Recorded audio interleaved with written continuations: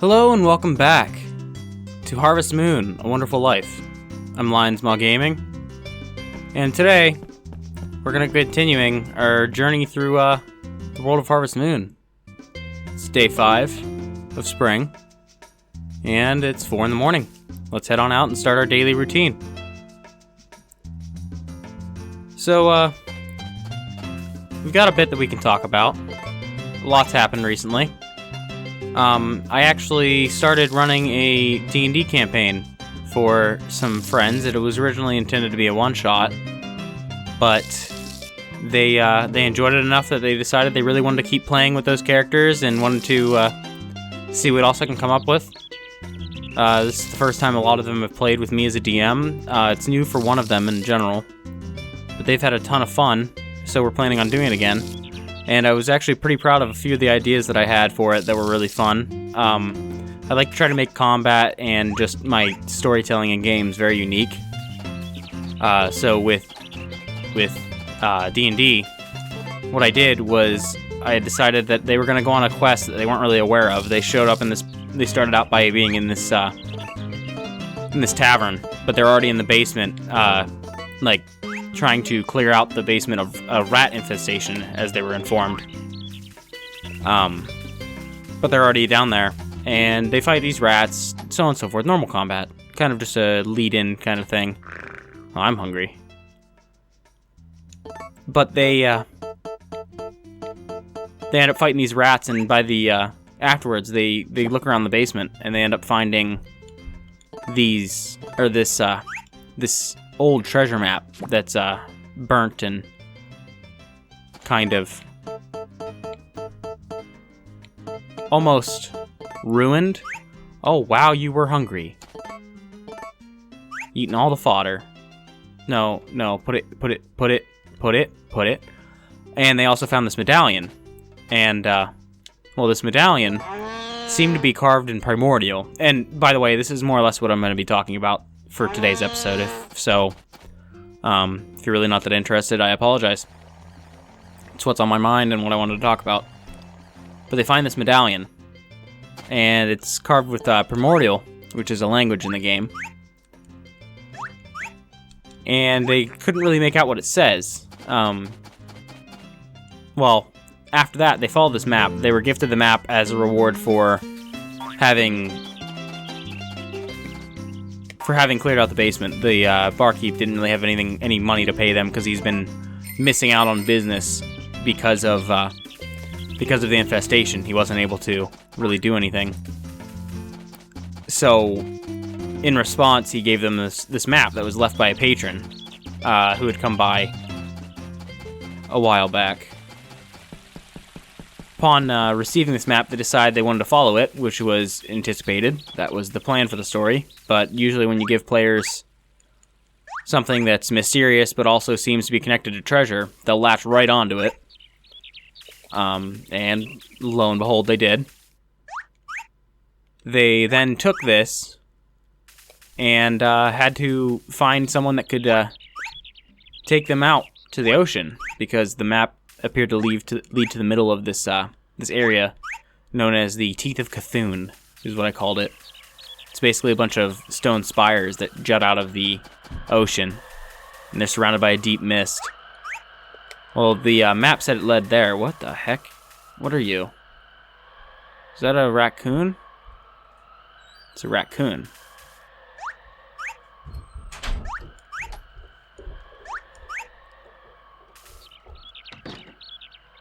But anyways, they eventually convinced this pirate to sail them out to the ocean.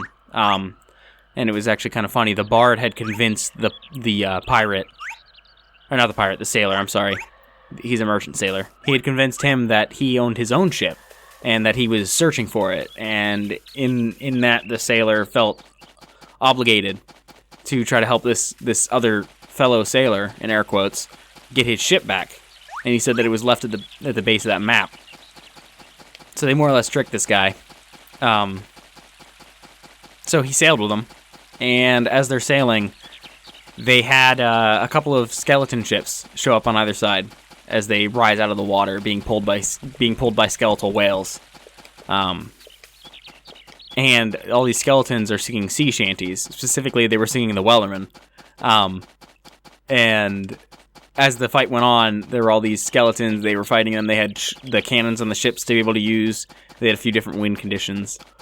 And this whole time, they're combating these skeleton pirates. And the more of them they defeat, the quieter the singing gets as it's playing. And it was a lot of fun. I had a ton of fun with that fight. And by the end of it, they were all pretty worn out, but they had one more task to complete. They arrived at the X marks the spot on the map, and suddenly a bunch of kraken tentacles jut out of the water, wrap the ship up, and start dragging it beneath the sea. And as soon as they begin to be submerged under the water, the medallion they found begins to glow. The letters on it begin to glow like a bluish green. And as this is happening, an air bubble begins to flow out from the medallion, surrounding... can't control myself. Surrounding them in a 30-foot bubble of air that follows the medallion. So they find themselves at the bottom of the sea, and in front of them is this like ancient sea temple buried beneath, or like at the bottom of the ocean. And they walk inside, and there's a giant crystal golem sitting inside of this ornate area. And it's their final test. So they begin to fight with this giant golem. And ultimately, they end up defeating him and claim this red orb that's sitting on the back on a pedestal, but it's locked behind some kind of barrier. There seems to be colored buttons in front of them. And as they do an incorrect answer on the button order, a small glass... Oh, shoot, I went too early. A small glass skylight opens up from the ceiling above the pile of the golem's remains, which is now mountainous. And the light begins to separate through one of the crystals from the golem into a prism, being the colors of the rainbow: red, orange, yellow, green, blue, indigo, and violet. And they have the same buttons in front of them. So they very quickly figure out that they're just supposed to press them in the order of the rainbow. And after doing that, the barrier fades and they take this orb. Well, the Kraken is still holding their ship at the bottom of the sea, staring them down as they're trying to leave. So they get onto the ship, and they eventually pull out the orb out of their backpack. And as it's shown to the Kraken, it begins to glow, and the Kraken seems almost repelled back. As it releases their ship, the air bubble begins to fill their ship with air, and the ship begins to rise. And as they're rising up through the water, the orb begins to float in front of them, shattering, and then splitting into 3 sections, each one of them embedding themselves in the chests of the characters. So they find themselves without a physical proof of treasure. The orbs have become part of them. So they're kind of at a loss of what to do. But they return back to the tavern and tell the tale of their adventure. And they find themselves sitting with a bard telling this tale. Everyone's gathered around in this now bustling tavern, thanks to their efforts, because they've cleared out the tavern so it's able to run business again.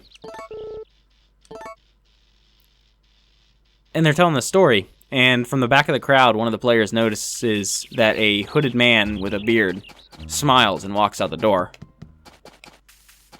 And that's how the session ended. And I was pretty proud of it. I thought it was a lot of fun. But I had started that campaign now, and I'm planning on doing our second session, I think tomorrow. Today's Saturday for me. That's when I do most of my recording. My voice is failing me.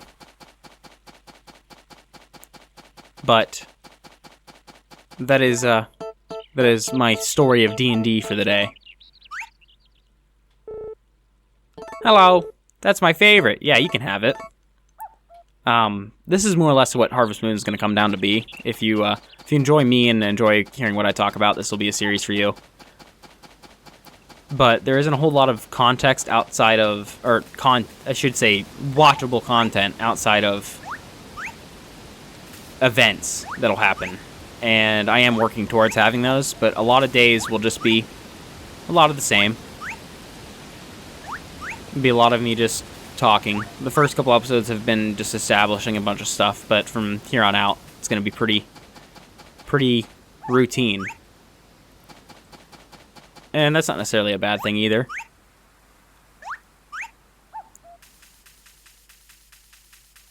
Sometimes it's nice just to sit and talk.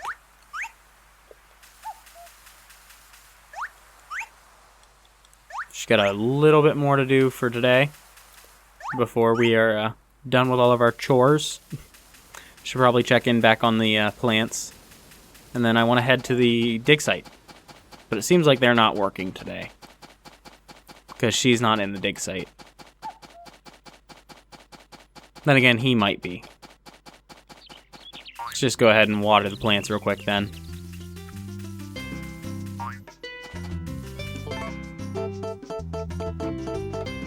I still love this song. It's so good.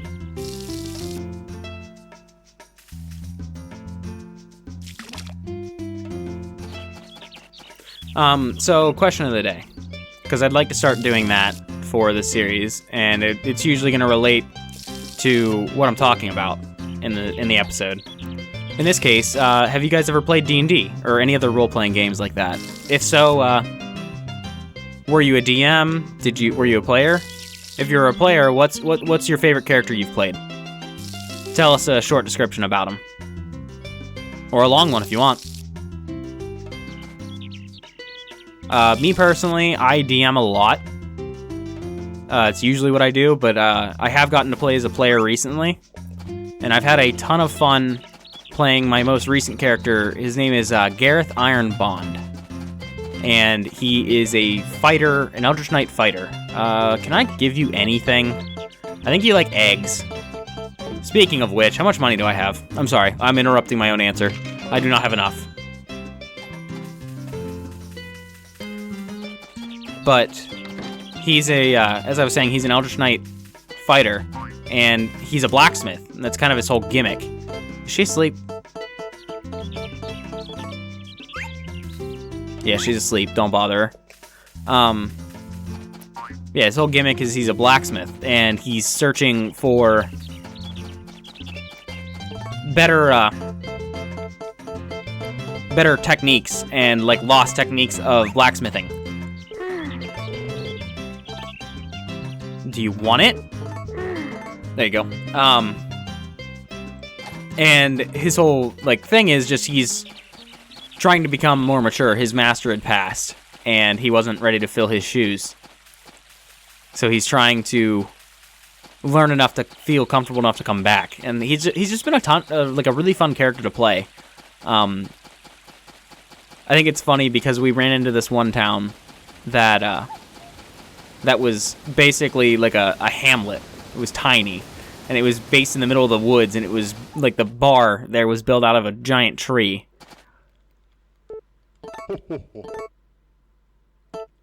And the residents were, as I affectionately called, Hilljacks, because obviously I'm from rural Ohio, so I'm kind of in the same boat, but less so, I guess. But they literally spoke such broken English to the extent that they were such a thick accent that I couldn't understand them. So I knew my character couldn't. So I was trying to speak to them and learn stuff, and it got to the point that they'd just be like, with some words thrown in.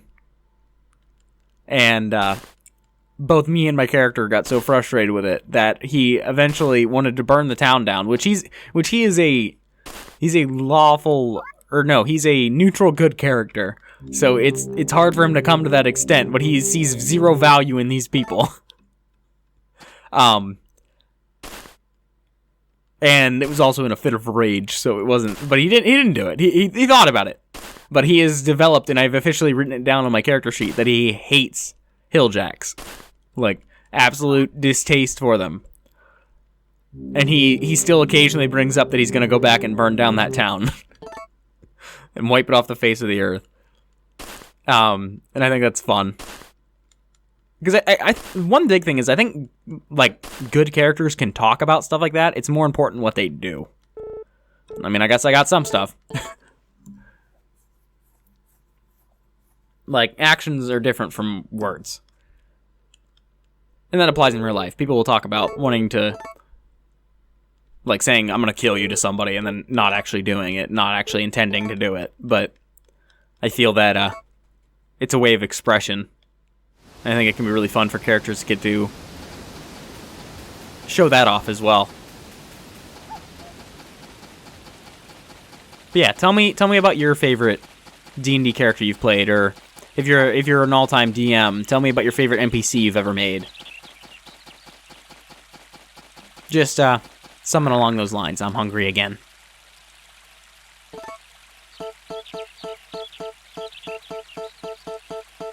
Or if you've never played D&D, have you ever had an interest in it? Have you never just been able to do it? Tell me your relations with it. Just give me an idea for who I'm talking to. Oh, Galen, hey, take this fish. Have a snelt. Hey, good afternoon to you. Oh, you brought me that. Yes, here you go. Have a snelt. There you are. Enjoy. Okay. It's getting pretty late. There's Hugh's dad. Let's talk to him and give him milk real quick before we go back to the farm. No, wait. No, come back. Sir. Which way are you going? This way? I'm gonna cut you off.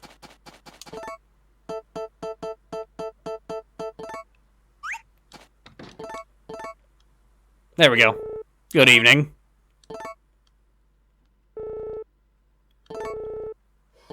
Dang it, sir. I'm trying to give you things. I'll give it to you later.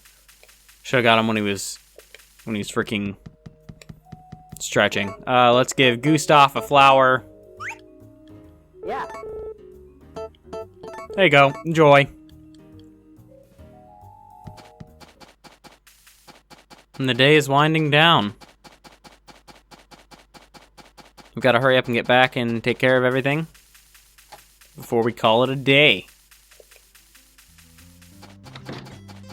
Time to take the cow inside. If I can hit the door. Struggling. There we go. Move everybody inside. Hey, wake up. Hey, wake up. Hey. There we go. Thank you. Stay awake. No sleeping.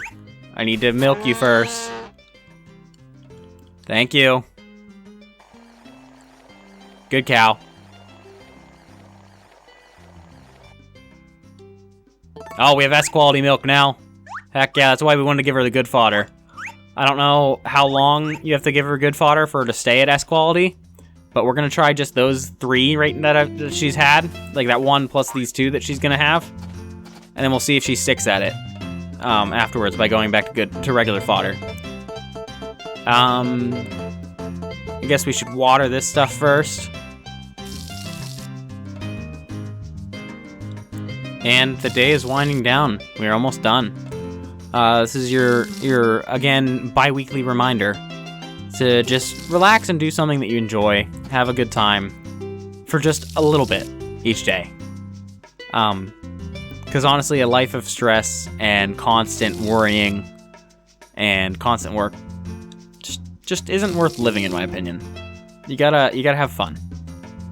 You've gotta enjoy sometimes. I mean, you gotta work to be able to do those things, but make sure you take time to actually do them.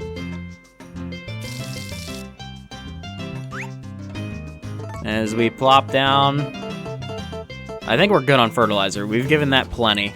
Oh wait, no, we haven't, because we've only increased it a level. It's a level per 4 fertilizers, I believe. But anyways, we'll stop in at here to drop off some stuff to sell. Let's sell some S quality milk, and let's sell some A quality milk for tomorrow. And then, how much is a chicken?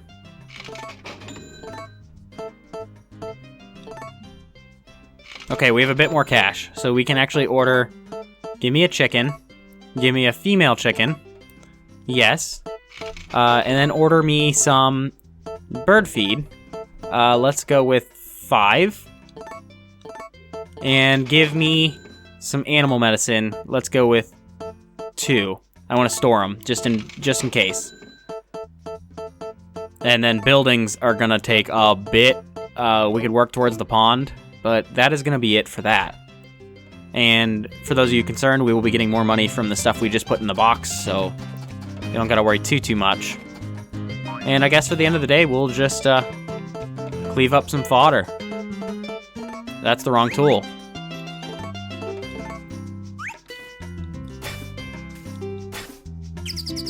Oh, nope, we're done. That's it. Alright, guys. So, that is going to be it for this time, guys. If you enjoyed this episode, make sure you leave a like down below. Don't forget to comment on the question of the day. And if you are looking forward to the next episode, or you want to see when I upload, make sure you subscribe and hit the bell to be notified. With all that said, have a good one.